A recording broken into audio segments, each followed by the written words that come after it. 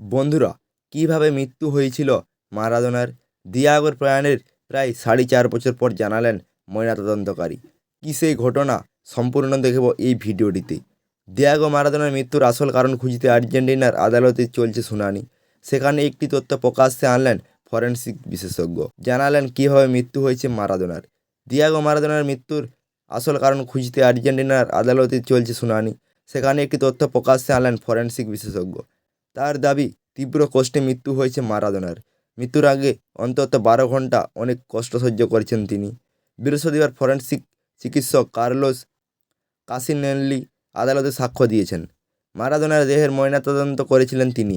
সেই কার্লোস বলেছেন, গোটা হৃদযন্ত্র চর্বি এবং জমাট বাঁধা রক্তে পুরোপুরি ঢাকা ছিল। এতেই বোঝা যাচ্ছিল মৃত্যুর সময় উনি কতটা কষ্ট পেয়েছেন। ময়নাতদন্তের পর জানানো হয়েছিল মারাদোনা একিউট পালমোনারি ওডেমার কারণে মারা গিয়েছেন, যা থেকে হৃদযন্ত্র বিকল হয়ে গিয়েছিল। তবে কার্লোসের দাবি, মারাদোনা এমন রোগী ছিলেন না যাকে বাড়িতে চিকিৎসা করা যেত। তার কথায়, উনি এমন রোগী ছিলেন যার ফুসফুসে অন্তত মৃত্যুর 10 দিন আগের থেকে জল জমেছিল। এটা ঠিক নয়। ওর চিকিৎসায় যারা জড়িত ছিলেন তাদের আগে থেকে এটা বোঝা উচিত ছিল। তদন্তে দেখা যাচ্ছে, কয়েকজন সাক্ষী দিয়েছেন মৃত্যুর সময় মারাদোনার মুখ ও তলপেট অস্বাভাবিকভাবে ফুলে গিয়েছিল। মৃত্যুর আগে বেশ কয়েকদিন তার শরীর একেবারেই ভালো ছিল না।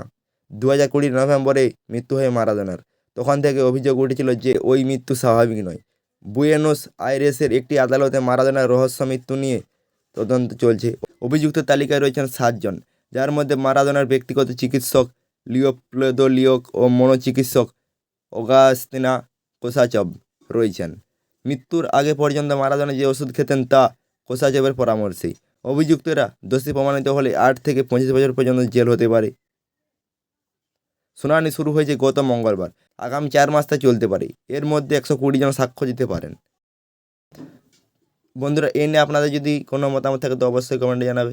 ধন্যবাদ, দেখা হচ্ছে পরের ভিডিওতে।